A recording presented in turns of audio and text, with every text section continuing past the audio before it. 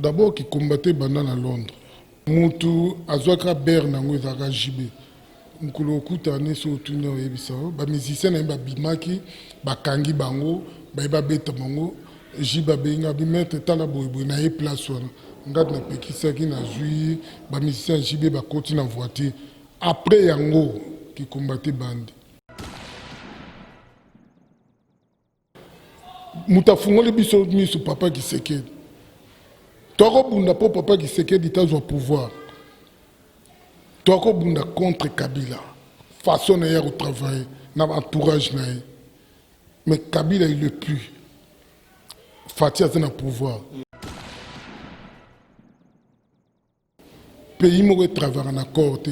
Na France est travailler en accord.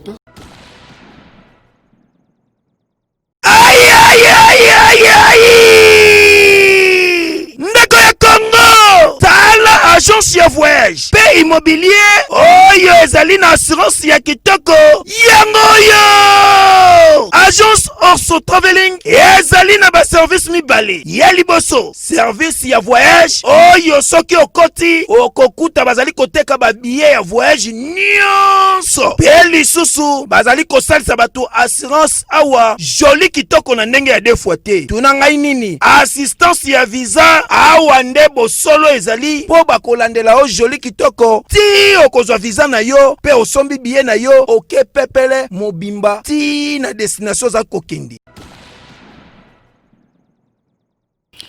Salut fidèles internautes, nous sommes clébois.com, la chaîne d'actualité et d'information, ensemble avec les vôtres Bakali Prince, l'espoir de la presse. Un réel plaisir de vous savoir très nombreux. En train d'attendre les vôtres, je suis là pour vous servir. J'ai un grand plaisir de recevoir un entraîneur, formateur en judo. Lui, il vit à Londres, donc c'est un diaspora avec qui on va décortiquer, on va en parler avec lui. Maître Moussinga Samoudjou Fabien, avec qui on va décortiquer, on va en parler toutes vos préoccupations concernant l'affaire combattant, concernant aussi d'autres actualités, puis préoccupations de vous, fidèles internautes. En tout cas, il nous a fait honneur de passer sur clébois.com. Merci de la nation Tonton Mbanda Pichu Boss Lady Amporo Herman Garçon Slim. Merci à toi. Merci aussi à toi, Pascal Nouveau et à Kinshasa, MHLMB, Resto Shop à Bandal Sinkin, au coin des avenues Sunzi, École Saint-Michel, nous étions à Baoba Référence, Beta Tourouana, au monde à Resto, il y a Dega, il y a Resto Shop, MHLMB, Potona Katia Kuhn, Marie-Hélène, grand prêtre mère, merci à toi. Merci, Yaouli Pensien et les bailleurs de fonds, et puis champion Adol la Katia La Rochelle. Fidèles internautes, comme je vous l'ai dit tantôt, je suis bel et bien avec grand maître et formateur en judo. Lui, il s'appelle Maître Samoudjou Fabien, à qui je le salue. Bonjour, maître. Bonjour. Alors, partout dans le monde, tous en clébois.com, en séjour na Queen, on va tenir mon visage encore pour la première fois dans clébois.com. Plaisir, il y a trop de mais un petit message, à pas de en actualité, où ils osent la biso, dans le monde, où ils ont talon na minito. Na pesi merci, na chaîne Nabino, na batino tout ba la biso. Merci mingi. Balanda biso les cas bien. C'est ça quoi. Alors, c'est pour ça lecture un tout petit peu à Maître Samoudjou Fabien, parce que comme on a déjà dit dans le lobby la yango, monde na minute au botala yo, bah retrouver encore visage à Maître Nakati Yakin, au sein de lecture et à Maître Samoudjou Fabien, en quelque sorte, ce souhait se présenter Maître Samoudjou Fabien, entraîneur, à judo formateur aussi également, au vivant à Londres, mais au côté de cette profondeur, il y a analyse. Comme vous l'avez dit, Maître Fabien Samoudjou, Moussinga Samoudjou Fabien, et comme dans la famille, prenons dans Fabien, Nazali né à Kinshasa, Nabotama le 24-66, Nazali Jidoka Geda, Naza 5e dans la famille, Tobotam dans la famille à 6 personnes. C'est ça. C'est mon parcours nayo na information où ils ont la possession na biso au Bandagi Judo Club na Kuhn na 1976 na Judo Club Geda. Donc pendant toutes ces années là carrière nayo et c'est passé ndenge nini et au Bandaki yango pe ndenge nini et puis Judo Geda wana peut-être ba bayo kaka comme memba msupe ils ont une histoire na yango soki okomeka un peu ko expliciter biso yango. Ok, je vais vous expliquer moi rapide. Puis moi, je suis costaud. na bandi judo na Geda na 75-76. Pour grand frère na nga déjà judoka ancien champion Gombo Samuzu a présenté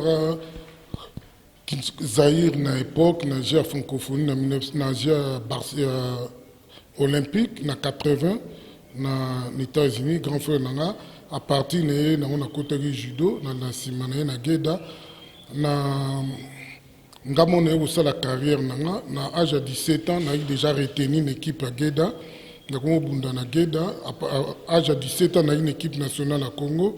Donc na pesi Geda 5 fois champion de Kinshasa, 2 fois champion d'Isaïr, na zai capitaine à Geda, na IP vice-capitaine équipe nationale.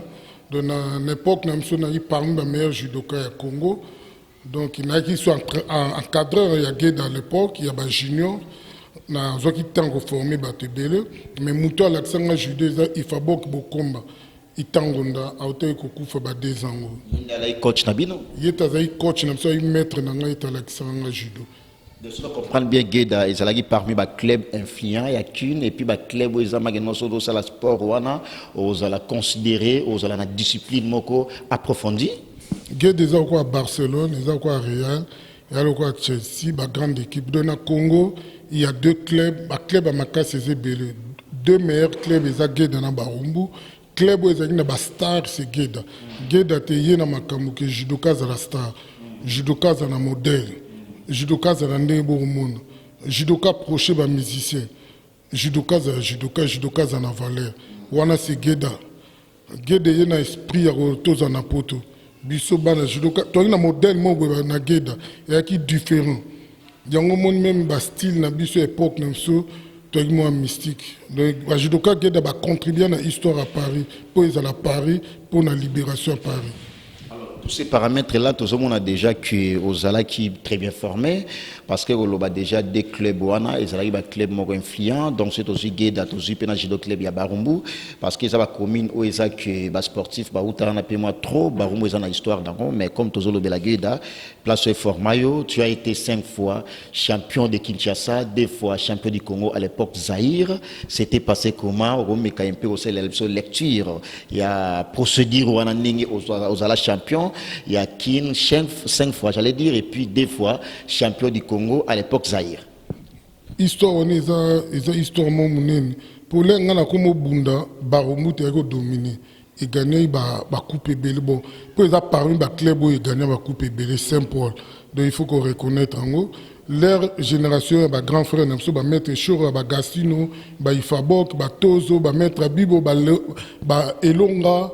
Bazali belé na natangi ba grand les bango ba tiki ba ke ba poto ba ko sa va vina mo biso to remplacer avant biso équipe mo ezalaki et marchaité biso to yengai et doxy Kamba Zewanta Bastar Mania ba mette bijou donc toyé donc son natangi ba to basalaki image makasi ezali koi titi ya machita lontulu Kamba Kamuzuna et doxy bokomba ngai Fabien Samuzu biso siko toye ko bafuga mangala toye ko battre ko gagner Barumbu par équipe pour te gagner 5 fois champion de Kinshasa na 1 fois champion d'Isaïr. Premier championnat d'Isaïr il y a Congo il y a Zaïre et on a le Koma Congo première fois les Salamara Geda te gagner le biso to gagner on gat na ki capitaine ministre sport ya ki basa Maliba.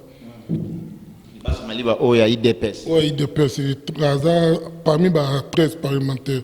Donc Geda club mo histoire de ba clé époque on a to fronta batebele ya minene ya ko sakanate. Donc les club il y a histoire histoire makasi en plus ngana yi capitaine sur une époque on pena isu vice capitaine à Geda donc na qui influent makasi na Geda donc nazali parmi les judoka Geda a fierté na bango. Alors Kamba Kamuzuna azala na judo club Geda ou azala de l'autre côté à Barumbu.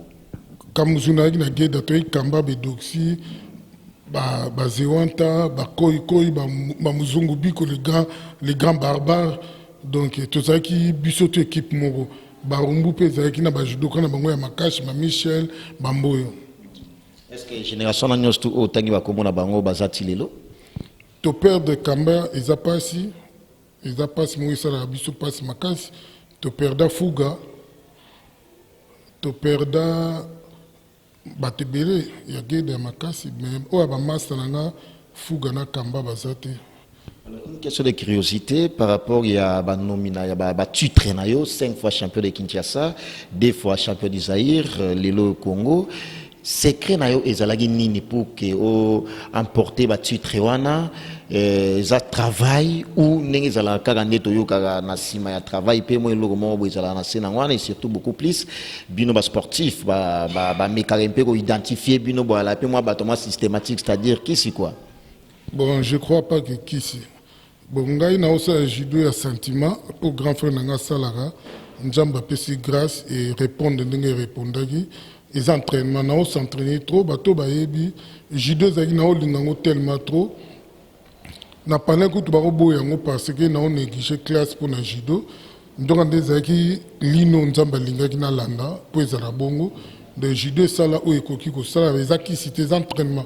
So s'entraîner mingi nzamba opé ça ba récompense na. Alors, en 1994, donc, Français va bien en 1994, au Nord représenté Congo, donc à l'époque c'était Zaïre, en France, c'était comment? Nazaki résident déjà en France. Là, Nazaki na Congo, à l'époque, tant ya Mobutu, judo à bimate, et bimaka une fois, leur papa Kabila le père, de judo comme bimandenge bimati lelo, bravo pour Nabango quand même. À l'époque, nous avons eu mais nous avons eu chance de porter dans la famille. Congo, il fallait que francophonie. Ambassadeur en France, il y a Bengabiso. Tu es Bundi, tu présenter Congo. Donc, nous avons eu les seuls judokas qui ont eu des résultats bien. Nous avons eu la place, il y a 3e champion du monde, Yarsène Yandi. A gagné na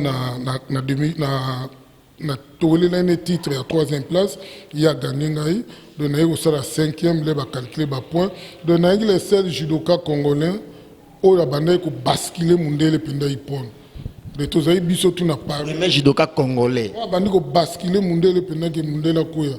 Wana na France. Na France. Po bango tu ba meka ko voyager ba pour. Donc ngat na bande ko basculer penda mundele, malgré déjà na résident en France, na obunda déjà en France. Nazai na somo na bangote. Mais dès que présenté Congo na judo, le seul mouton a gagné abonné 5 combezanga, n'a gagné 3, n'a perdu 2. De l'époque, on a eu meilleur judoka France. Les lois sur la peine en France, on a sportif, dans le monde, on a judo, dans le département de judo, au côté de l'histoire de judo en France. Mais bon, si on a au Congo, pourquoi histoire pendant ils ont raté? La logique, il faut histoire. Normalement, pour jour, on a vu Basunga Njinga, Azara présent, on a basculé Moutaliboso en France, pendant l'équipe nationale de judo, et comme on a gagné Mindele. Donc, en 1994, on a eu la volonté de 101 francs. Le premier temps, Bisso, mais Salamate, Bisso, c'est l'essentiel drapeau Mboka na Bisso. Et donc, on a eu la fungula Kinzela pour gagner la compétition internationale. Si on a un bon côté, Moussala toujours. Tu as dit judo Zali. En plus, on a passé une mois à Kana et Belé. J'étais déjà meilleur judoka à l'époque. Toujours voyage à Barcelone. Basalika ba tricage ne ba sum ba futa bambongo pour faire voyager ba judoka mususu. Soit disant pour nga na ina ba yana poto na okima. Donc là qu'on a déranganga lelo. Mais apparemment na kato parole c'est comme si il continue à la génération lelo mona ba judoka ba kati apparemment ningo lobi point wana azana famille na poto akoki okima ba zi mutu o peut-être aza dynamique te pour kia bunda. Et banda kala yango famille na ngai ba bon. Il faut y apporter un ndenge no le na epoto na ndenge na na ke ko bundela siko Congo pona la tsaki ezandenge ba okanisate pe na bundeli Congo ngat na sali résultat bien.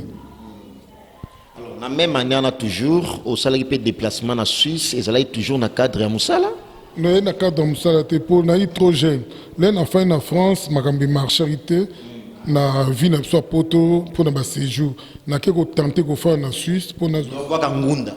Nde balobako boka ngunda le na bwaki na komosala judo na bundi na Suisse trop na bundi na ba champion Suisse na gagné trop na Suisse na fanditi na Suisse et marché te na zongi sur France kolongwa na France ne na zona yesu ko fa na Londres ndele na fandi nzamba lobi place nango apesinga yi séjour no fa na Londres leur apesi séjour na bi bon AHP loko epusani siko nalakisa baoyo nayebi nabimisango epai ya bana sika yango nakoma forme bato na Londres toyei kosala club Aringer Judo Club, ça fait 12 ans déjà ezali donc na format déjà ceinture noire champion ebele maître Seth Mambika Maki Kawabata Edi donc club ya munene oyo efanda na Londres kanga eza yango.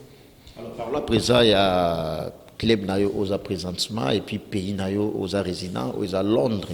Ça fait au moins combien de temps depuis aux à Londres et puis aux entraîné dans club influent à Londres et puis aux appelés formateurs c'est en quelque sorte c'est une grâce et puis la potentialité nayo aux anayango par rapport il y a parcours nayo par rapport il y a musala nondengo yebeli yango aux grâce wana aux la formateur puis entraîneur na pays local à Londres au c'est la lecture il y a club wana l'air na uti Paris nae judoka baki na Londres mi balé ya minene mais baro s'occuper na judo te quelques judoka o bazalaki na Congo te na judo basala pe judo na Congo te moninga mo na kutananga na ye to sololi abi photo sala club yango moni to yaki to sali club wana nzamba pesi biso grâce club a munene salami et simbi donc yango ti lele za continue Aringer Judo Club. Mindele ou na ba Congolais ba noir pe baza. Mingi za ba noir mais ba étranger na ba Congolais. Mindele baza ke eza facilité ba noir busale loko mindele ba intégrer eza facilité. Et c'est la publicité makasi na confiance. Mais si ko lokwa na encadrer bana o ba koli na poto baza na facilité à langue, baza na facilité à collaborer na bango et comme aux étrangers, comme aux couleur et comme pendant la dimension moko to comme et le na ghetto et je place mora bien. Et je place mora bien. Pendant 12 ans. Donc pendant 12 ans to uti na ça fait 3 ans que tu vis position mora bien. Ba mindele ba komi derrière de biso to changer salle, to comme na salle moderne, de to comme na voix mora bien timi koloya to sa position mora bien. Le club wana eza mingi pour aider les jeunes africains au baza ba délinquants au ba bundaka ba chabat bambeli ba betra ba minduki na sangisa bango kopia bango moral batika mobulu bazongela ba classe sport elongola ka bango ki banditisme et puis bango moral nga zana pour opia bango moral ba lokwa bana nanga côté ya bango eloko te en tout cas to sali musala munene na Londres pour na bana wana lelo bazongela ba classe bakoma na université basilisi donc ntango nazalaka na bango nazali fier azalaka oboma bato azalaka bolela zongi vie échanger de mosala na biso basportif yango wana eza kaka to eza maître na formal eza mpe maître moral vers bana nini na kotransmettre na bango eloko nini na koloba mpo bana baza pose de mosala na biso yango wana na Londres. Yomo, ça fait combien de temps depuis aux à Londres? Depuis na Londres 13 ans. 13 ans à Londres. C'est sali 12 ans. 12 ans.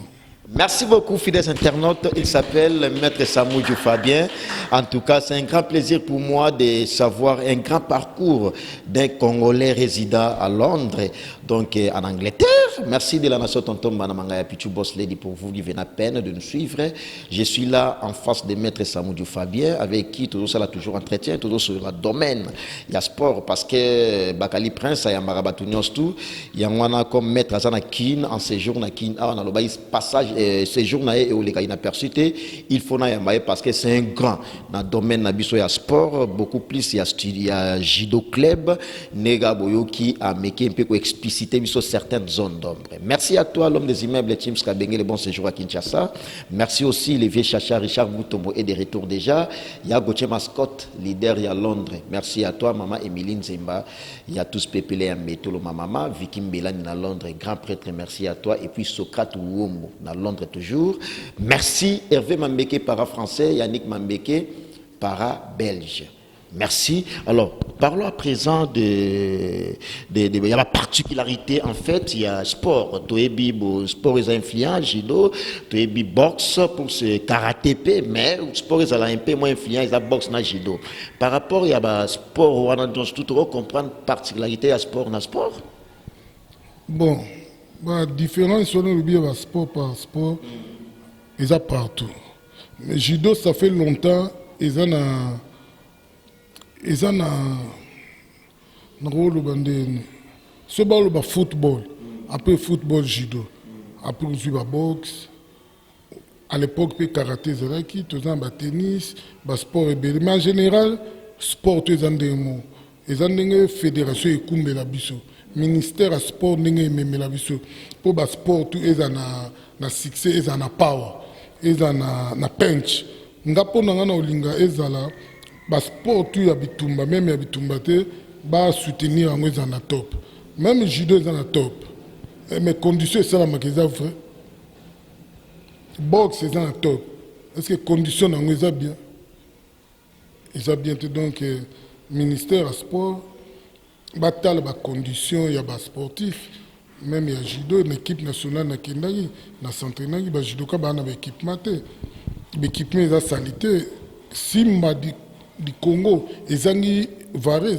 Est-ce que le pays, le Congo, il y a un judoka qui monote? Non, on comprend. Est-ce que pour le kimono, tout ça, il y a appel à président Félix Tshisekedi que sombela biso ba kimono. Tout ça, ça appel à première dame, maman Denise sombela biso kimono. Tout ça, ça appel à ex-première dame. Tout y a makambo quand même. Ba flatterie c'est trop. Et mais mambo qu'on a rien. Maintenant, qu'est-ce qu'il faut faire? Il faut avoir des donateurs ou binope ba diaspora ou bozana kati ya domaine wana bosa la pe ba aide ba dona bino pour le sport ya mboka na bino. Qu'est-ce qu'il faut faire aujourd'hui? Ministre sport, il faut avoir responsabilité, c'est clair et net. En France, si ce ministre sport a pour na bisoto. Ministre sport ya Congo, il fait quoi pour les sportifs? Ministre sport ya Congo. Aux acquis directement. Non, je parle. Tolingi, changement est à un niveau tout. Quand on dit changement, il faut tout sentir changement. Parce qu'il ne faut pas besoin de sportifs, il y a des tumbaloko les éikala. Non, baza bato batangi. Bato bafay na bapotombu lebele. Donc il faut que le ministre sport ou la dialoguer na biso. Alors, question, ministre du sport, est-il important à la sportif pour qu'il y ait besoin de sportif? On a 50-50, 50-50. Et que les accords sont obligés de faire des sportifs. Mais, les sportifs, ils sont obligés. Mais, si il faut des sportifs. Ministre du sport, il y a des conseillers. Na simane il faut bisoto zala bisoto no souffler ba conseiller na ba commissaire pa na ye mo pe mo commissaire sur lobani alinga kuta na biso ayo ki pe biso ye mo ezakate il faut ka zala sportif tete wana c'est trop dire. Merci maître. Alors entre deux sports wana judo na boxe, moi curiosité sport a participé les sport ni judo za sport olympique za sport noble. Judo, normalement, nous avons judo universitaire. C'est un sport noble. Il faut battre un livre. Moi, tout ça, en comparaison, c'est un sport noble. Ça, c'est en université. Batbayana judo, il y a un sango intellectuel. Il y a un campus, il y a une église. Il y a un pote qui est pareil. Et ça, c'est en école. Parce que le boxe, c'est un sport.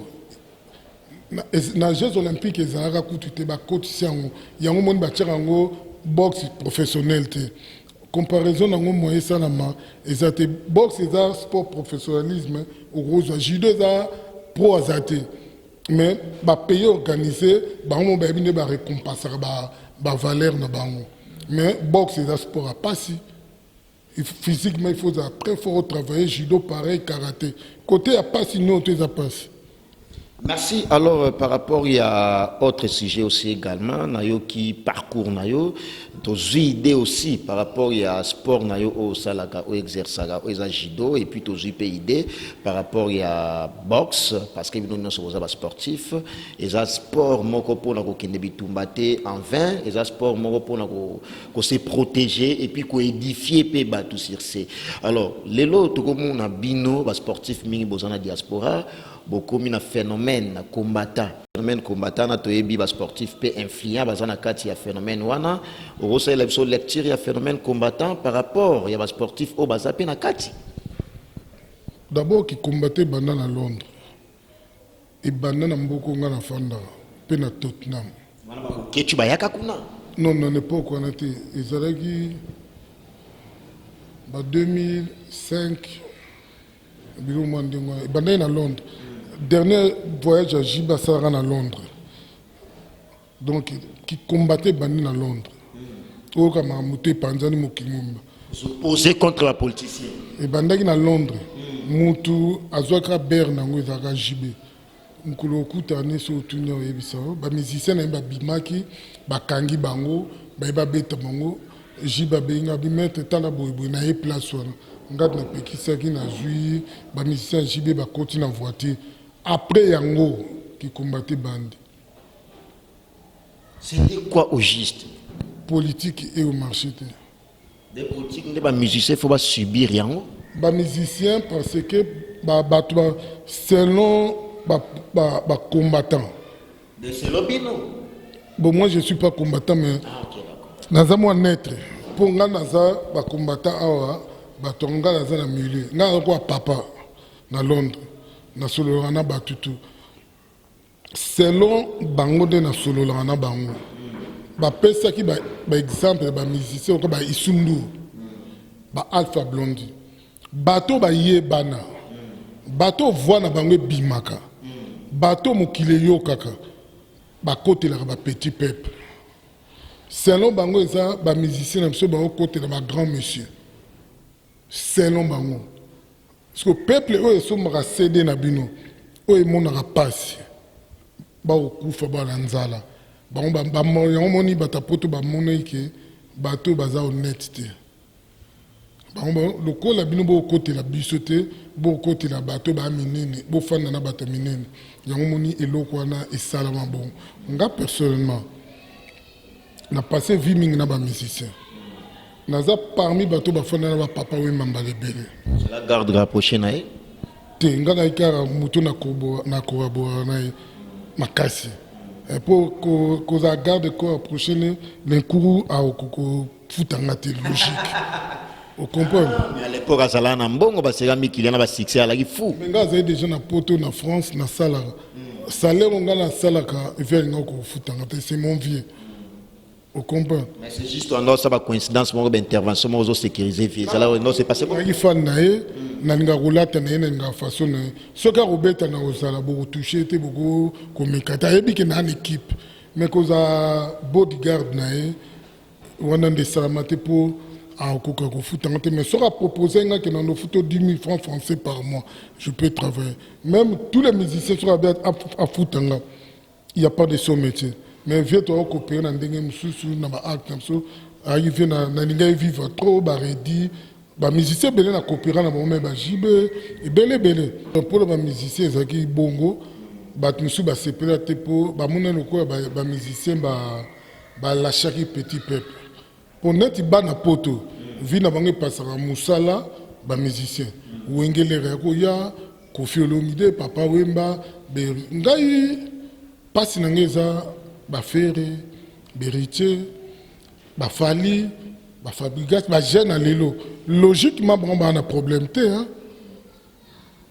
logiquement ba na problème te mais na yebi ke nzambe akokitisa mitema bakombata baosolola batika baleki wana un jour babandobeta baconcert même Koffi Olomide bamisusu wana tofanda tosolola basolola na bango na ndenge ya kimia bandeko na biso babeta baconcert eza mpe bien mpona biso mpona na mboka na biso ke bayaka baconcert bitumba eza mpe pasi eza pasi. Alors, c'est une bonne chose que Luka Kimia est à la dialogue est à la entre les combattants, les musiciens, tout le domaine de la musique.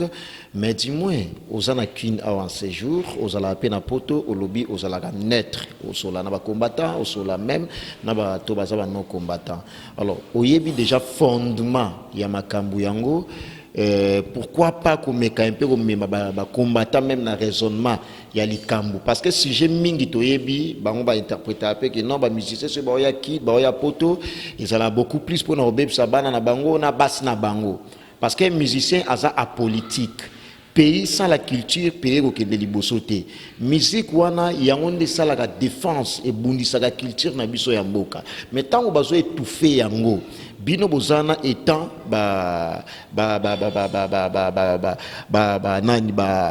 les termes qui convient aux qui mangai bozan être wana pour na goloba de part et d'autre. Pourquoi pas combattre wana na raisonnement parce que tout le monde a ba musicien ba se déplacer avec orchestre na bango ba sali ba dépense ba pour que ba beta na poto mais concert et betamité ba sali dépense moko inutile. Pourquoi pas meka combattre wana na raisonnement ba meka un peu ko revoir ko benga ba musicien ba solo la à l'amiable ba pesa ba règlement na bango pe ndenge ba lingeli en bref. Bon, je crois un jour et au salama. Question nous a dit à répondre en haut. Mais net que le bakeba au mama bala batu. En tout cas, nous avons répondre à la question bongote na likambo au monité au condamné bande kono ba musicien baza batu ko ya biso. Ba non musicien pe bazora basia batu na Paris ou bien Belgique. No wana za ba question mo yango te toko sur na fandi na ba redi ba musicien bela viva ba jibe ba wera sol. Non, on a moins de place à Boumi, libala, musicien, non. On a des questions, bisous, to solo la raté. To solo la, oh, ils allaient bien. Et que ça, la kimia, musique, n'a pas besoin de place, non. Bah, combattant, pourquoi bah, combattant, bah, au salabou. Il faut pas poser plus de questions. Pourquoi bah, combattant, bah, au silika. Bah, combattant, bah, au silika, Tanga Kabila. Président Fatia et Lelo. Pourquoi bah, on continue toujours au silika. Et ça, comme il faut tout faire, to solo là. Bon, il ne faut pas que bosse na ke mboka ezana pasi ezana galère ezana et marché pour sauf on est vision moto afani na poto kozwa bateau ba 2 jours 3 jours à poto te il faut zo bateau ba fani ba 30 ans na poto net biso net ba bino vision na pour imaginer que na ke classe moulaïté mais ko fa nga na poto na taba télé na ko comprendre des choses façon qu'on exprimer. Si on a un cas, moi, comment des gens, au baquet, la classe Milaï, au dirigeant Mboko Namso, au Kokate. N'attendons pas à Kinshasa. Là, avant que les potes, ils aient un problème. Mais la zone, il est là, c'est une catastrophe. Gouverner la ville, Banda, des années, il fait quoi? On appelle ça l'une des raisons, ils ont fait révolter les combattants. Bien sûr, parce que nous avons 30 ans, nous avons une classe. Obi na 30 ans na poto na kundi bi bembe boni na 30 ans na poto na tinda ka bambongo boni tozana ba niveau na famille ba gradué ba licencié ba salarié et là on a tout est compté ba luka ba comprendre ba politicien ba sala musala mingi to fa na ba na poto pouvoir les na biso ba ta poto to lo baskoni ça n'a rien à voir avec ma musicien rien à voir. Pourquoi vous se révolter contre Babo? Natia Bino parce que vous avez diaspora, vous avez na poto, vous avez na bango. Biso faina bango na poto toyebi bango. Les bagi n'a rien d'attendre bazui. Orgueil, il faut bailler ba place ba au sale. Bailler ba orgueil place ba au sale. Les biso yebagi mbati yebe mbatite. Il faut tout cabler, il faut dans l'accès magasin. Les bazui beaucoup mo finga bata poto. Boarana bandaka mike bo fanda na ba HLM c'est na finga ibongo ba famille na bilo ba fanda na poto na ba HLM c'est moi finga ibongo na landa na ba télé wana ba message génération ya kala to génération lelo bon génération lelo je pas non na yo quitté boya kala nana loba et loba mebele vous aurez idée ça polémique et loba mebele oyebi makambo na loba kolekanga et lo na lingi ke parce que dans ce jour qui n'a pas continué le bateau. Tena Fabien Samouzo. Na mona nkoi, assez mona nkoi. Pe ko sala nga mabeza mabe makasi. Ko sala mabeza mabe makasi. Poto etelema te. Pe ngwa ki ko telema. Wana ba mutu ba yaki. Commandant suprême. Yoza commandant suprême ngwa. Ba sportif ou ba sportif. Ba catégorie ba sportif. Sportif ou abundela mboka. Peu façon moutine ça le rambeni et ça va jeter Alors, affaire Wanato développé en tout cas, il s'appelle Maître Fabien Samoudou. On évolue ensemble, mais on tente déjà vers l'affaire entretien à Bissot parce qu'ils avaient plaisir à trop à Oyambaye. Mais c'est comme si l'affaire, on a pu comprendre que est comme un peu politisé. Pour tout le monde, on a des part et d'autres. Bon, tout le monde a dit tu as appelé musicien, bino bosolo la kana bango. Et comme vous citez, comme il y a des politiciens qui ont fait affaire, des politiciens qui ont fait poto, des musiciens qui ont fait aucune activité dans le poto n'a pas de Congolais. Bokechu, c'est comme si a commis en tête na kati affaire yango, bino boza ba mettre bosola na bango nyos tout. L'idéologie c'est quoi au juste? En tout cas, l'idéologie semble que naza pena na place au tchangote. Na landra l'émission tout bosalara. Au Télécarna Congo, Tchouké ou Asalaka, Ebelo ou Asalaka, les politiciens ou Asalaka, les combattants Asalaka. Mais le vrai Nalingi, Ezala, il y a respect. Au déclaré droit Moroboé, Ezala Nantila, il y a bien, il y a Rofingate, il y a Bolam, il y a Bissono surtout. Ezala, il y a Rofingate, il y a Bonabo, non. Ce qui est au Linga, Malam, Mboke, Ezala, Nenga bien. Donc, mututo au de la Congo, ngana obetene maboko, mais ezate que to finga ba mikonji, to finga pe ba boketu, to finga ba combattant, wana to sa elote. Nous avons boketu nga finga ba konzamboka, na ba musicien. Te na lingita finga ba mikonjamboka, na lingita finga ba musicien pe ba finga kete, ba mikonji pe ba finga kete, ezala tous les deux côtés.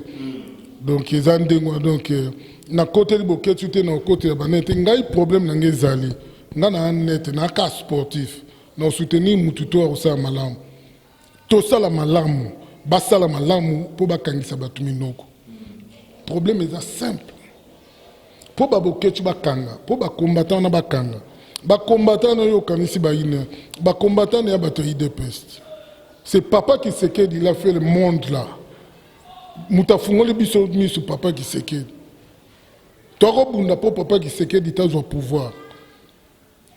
Bunda contre Kabila. Façon de travailler, dans l'entourage. Mais Kabila, il ne plus. Fatia est dans le pouvoir. Fatia travaille dans le pour prouver que Toboyara Kabila pour un changement. Il faut tout le monde un changement. Dans le travail dans le été, il y a une lutte, ils continuent toujours à s'opposer. Au travail dans la bien sûr, parce qu'il y a un accord. Le pays qui travaille en accord. La France travaille en accord. Un accord, nanan. Cache ceux qui FCC sont unis. L'accord, on a signé, ils ont compliqué. Il y a ça là qui ont monté marqué. Il y a tout travail pour na bien bok. Bango ba oyela na ndenga sima. Au fatia za kino za pe mona poto mikiliste. Donc, ce bino est compliqué, il n'est pas compliqué. Alors, pourquoi pas Kobenga musicien, politicien, leader na bino? Parce que les combattants partout en Europe, dans des pays différents aussi également. Pourquoi pas que l'UKP aussi le regroupement solo là pour que vous terrain d'attente, vous avez une stratégie comment bino bolingi et puis bango peut pas une réponse dans bango pour que vous kende de l'avant. Au lieu ya memango na ndenge o afingi boy o asali boy concept soit que pays boy bata pays boy baye. Bon, et comme il passe, parce que l'idéologie est dans le bosso moko, ils ont sous bon côté. Et comme il est belé, peu belé, côté na politique, il y a tant de Kabila, monsieur Bazalelo. Et l'autre cas, tu sais que battre l'intérêt dans le côté, battre l'intérêt peuple, tout mécanisme pour soutenir Fati, pour y être à travailler pour achaline pour l'avenir à Batum. Total à bisoté. Biso au passé, batan na poto, na vivre moi bonheur. Na go constaté. Na za iloko na obangate, na lati kitoko, na vie, na lati bilambatu, na tamu na voiture, pe na za na voiture toujours kitoko pe, na za bien ba na ngaba na poto. Balia pe otongi déjà. Na kin pe de otongi. Na toyoga ki mbonga bani sala ne makamu nango yango na bomo kima oya kin bo s'opposer bo komi ba combattant parce que na kin bo sombate. Bon, eza ba matériel. Ngai rôle na zana una communauté na Londres. Nde bat ba considéranga na rôle baté sur na sombi. Na rôle baté na zana bilamba na la danger. Et ça la bassesse pour nanga. bato bazalaka nanga oyo bazwanga baparent na le baolanda so bayoki na oyo bamama ndako ubie biloko moko ezala bien te donc na garde bongo ke eza biloko tu tokotika yango eza vanité de vanité to vivre bien biso tu tosekaka toliaka bien totambolaka bien motu toalataka bien sola parfait bien sapé bien parfumé bien toetunde papa oyo baloba eloko eza important oyo bandako banini wana eza vanité de vanité tokotika yango. Merci Maître Fabien, Maître Romi, notre entretien à Bisso, so MP, Romi, quand vous explicitez Bisso, séjour na on a qu'une, et ça pour notre activité privée, ou il y a qui juste pour que on mette un peu, qu'on coûte un ba musicien, un politicien, je ne sais pas quoi, mais présence dans on a qu'une, ils ont représenté ni. Non, mais il y a qui va faire dans la privée, na ça na pour na monter shop, il y a forme. Na ya qui na tambolanga, na mama tonge. Non, mon ndingara sali shop à forme. Yé mo alati ensemble da boubou. Otali magasin ti okoti na kati oleli. Mboka o papa o mbazala.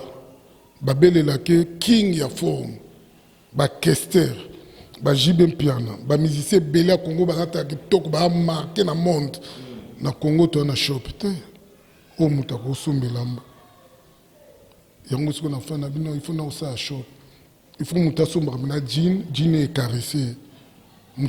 T-shirt, on sentir la t-shirt. Ça dépend de la conjoncture Yamboka parce que mon qualité on a déjà même $1 pour qu'il soit lipa. Est-ce que vous avez la possibilité on a ressomme jean à 200 400 euros? Jean quand il fait à 200 400 euros même il y a 40 euros, même il y a 30, il y a 25, il y a 50 mais jean et jean. Tout ça nous fungula par carton au tableau dans le shop, au moins ils ont pris normal. Pourquoi tu as un étranger qui a cause de biso? Dans le monde, il y a biso ba forme en Afrique. Tu est-ce qu'on a Congo, tu as un shop? Ndinga riba bien mamba bilamba te ba malé on a. Si on y est à tekra bilamba na Congo. Si on ba prête à forme et biso, talaka na bien misina so balata. Si on a mboka na so tu as un magasin forme te. Place nous ko somba chaussures, place nous ko somba montre. Donc on a mécano au shop, ce qui est simbi, pourquoi pas écomadis, Natiana Balbumbashi, Batoupe Basomba Basanti, Moutoupe Alata Mounière est fort, mais ça a yojité. Mounière on a la yojité, et ça est anglais. Fort, mais ça a été ce qui a griffe en dernier.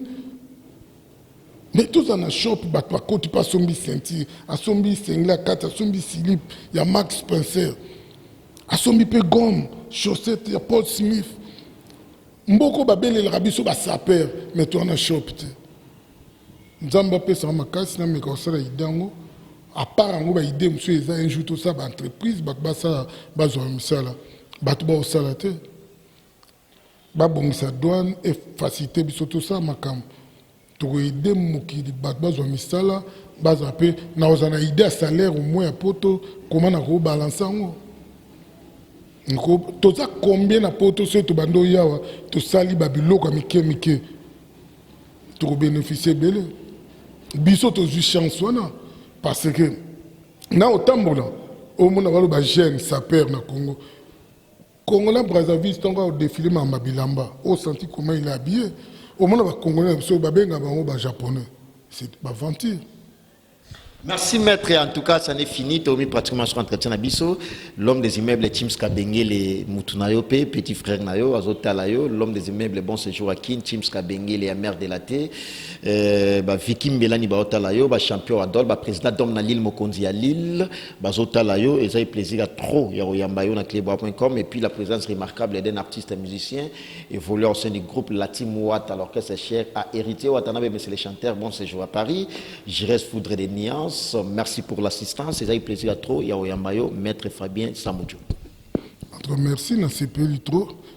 Et Zamba Bosso TP à Soukate. Na CP l'équipe na tout. Donc, na pesi Batutumbote. Na pesi Mosinanga Leslie Sachs na Londres Bambote. Mon neveu Fabrice, licencié en droit.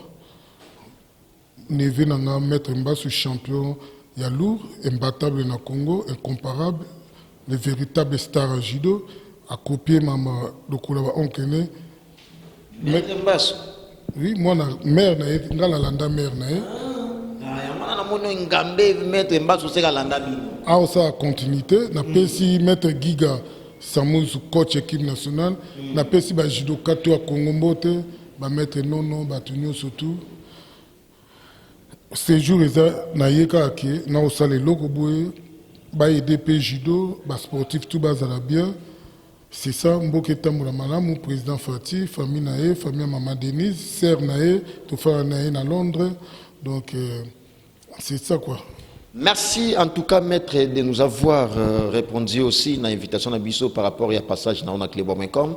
Ça n'est fini pour aujourd'hui, fidèles internautes. Merci, Mokondade Continent, Guy Basket. Merci à toi, bientôt dans ma belle, Guy Basket. Mokondade Komina Kin, Azalaga Moko, Mermos Passi. Merci à toi, Mermos Passi, Mokondade Komine, président d'Homme Nalil, Mokonzalil. MHLMB, du nouveau à Kinshasa Resto Shop, à Bandal Sinkin, au coin des avenues Sundi, École Saint-Michel. N'était à Baoba référence, Beta Tourouana, Poto na Kati Yakin, Made in London, Marie-Hélène, grand prêtre mère, merci à toi. Boni Boni Bassangoya, Hervé Mambeke, para français, Yannick Mambeke, para belge, l'impresario, merci à toi. Les bailleurs de fonds, Yaouli Pensiene, merci à toi les bailleurs de fonds. Et puis champion Adol na Kata La Rochelle, grand prêtre Badjipa Mystique, Bapala Mystique, merci à toi. Vicky Mbela, Nina Londres, Jolili Atal en chair et en os, Made in London, Yagotier Mascotte.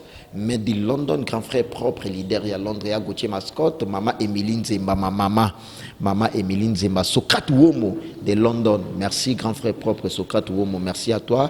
Chims Kabengele, l'homme des immeubles, Chims Kabengele, Yaya Baleki, Chims Kabengele, l'homme à niveau, Chims Kabengele, grand frère propre. Na mono c'est qui t'en attend comme Chims Kabengele. Mais, c'est que samedi place, on a petit nanga 4.